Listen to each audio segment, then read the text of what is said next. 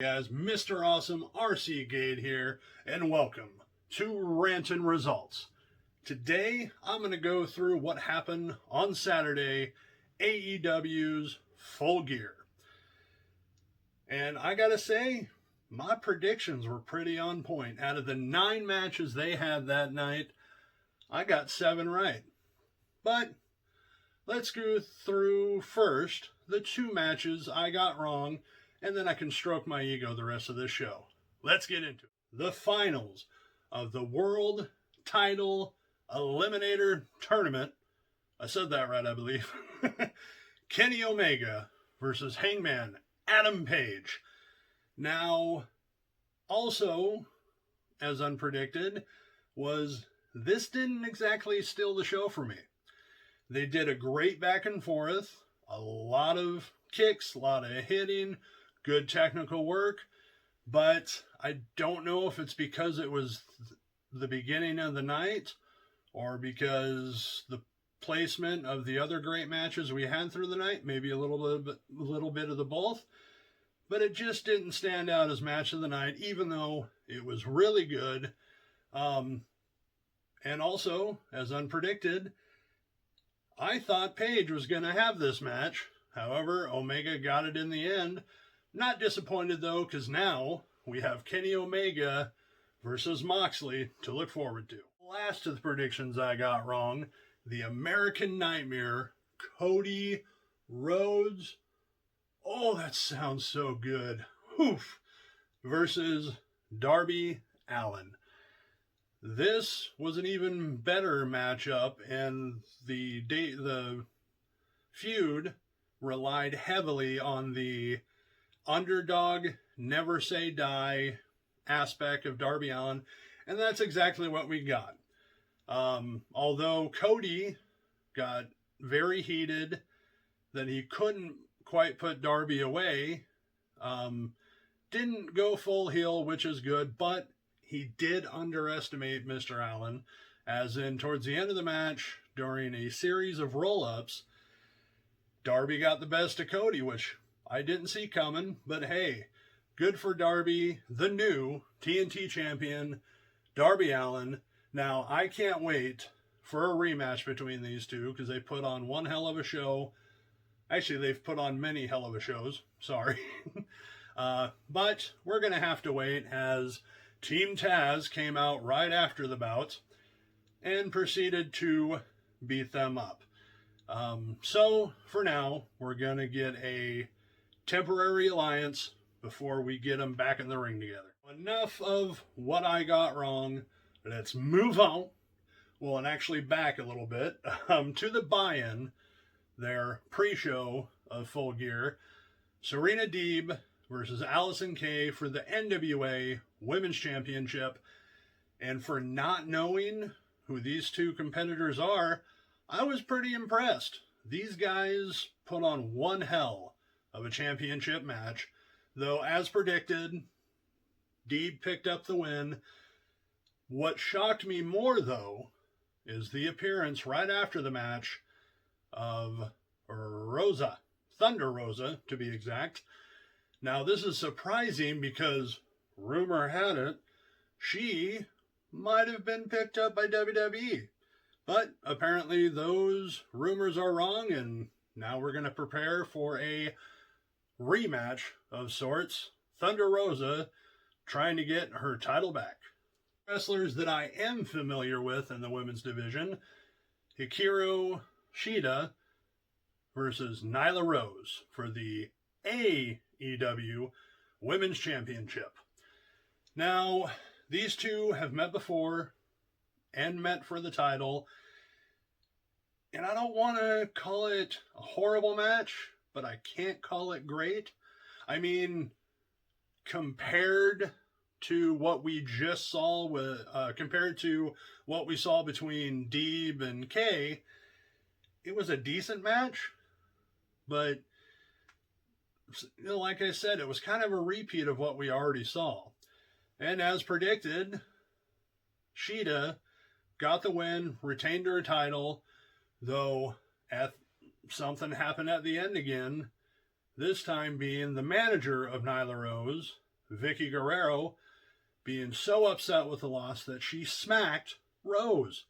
And even more surprising, Rose didn't hit her back. So call me curious. I'm going to keep my eye on this story.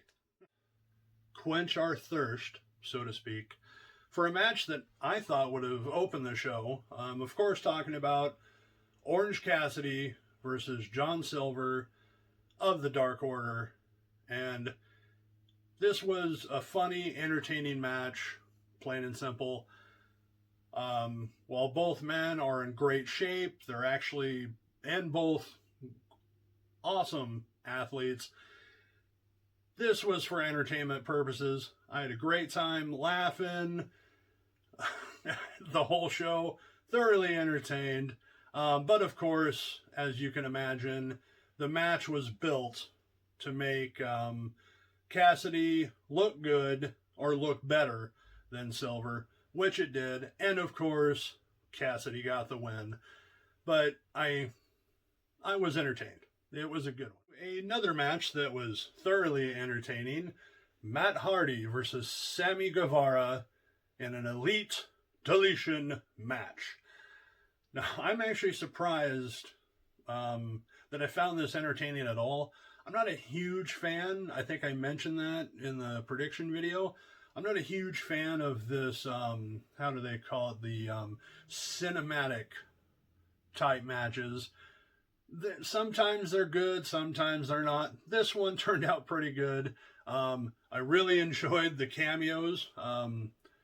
Aside from the people who are already in AEW, Private Party, and then of course some of the Inner Circle coming to help Sammy, but Gangrel and Hurricane Helms popped in just to add to the silliness and madness. However, this one ended a little dark. What helped Matt Hardy get the win, well, not helped, how he got the win, excuse me. He put Sammy through through two tables, and of course we didn't see it. We then come to Sammy pulling blood, and then before the pin, he was hit directly, awkwardly, in the face with a chair by Hardy. This, I guess you would call a receipt from the times that this has happened to Hardy. But of course, this was planned, and no one got seriously hurt like Hardy did. It just was a weird placement towards the end, but made sense at the same time. Of course, Matt Hardy got the win, discarded Guevara. Hopefully, we're done with this feud. I become very entertained by the feud between Chris Jericho and one Maxwell Jacob Freeman.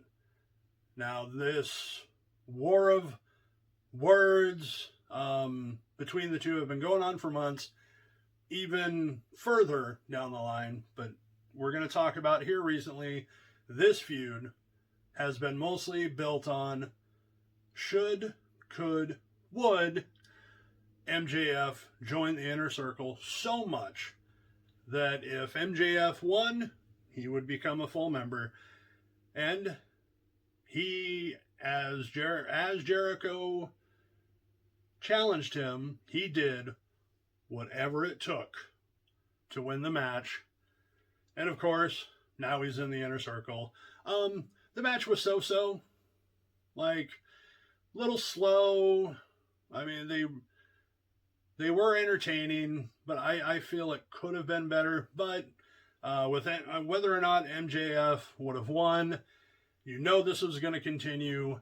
It's still funny, still entertaining, got your attention.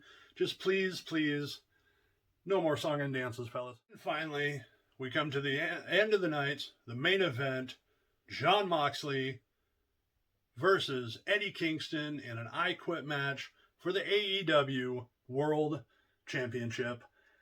And this build to the match was an emotional one, of course. I mean, I couldn't wait to see it. It was a brawl. Now as we knew, it wasn't going to be, and it wasn't a technical match. However, I would not classify it as your run-of-the-mill hardcore match either. These two really went all out with each other. Of course, I mean, as predicted, Jon Moxley got the win, but it kept your attention the whole way. The one thing that sticks in my mind is the very end of the match of how Moxley made Kingston say, "I quit." He had him in a bulldog chokehold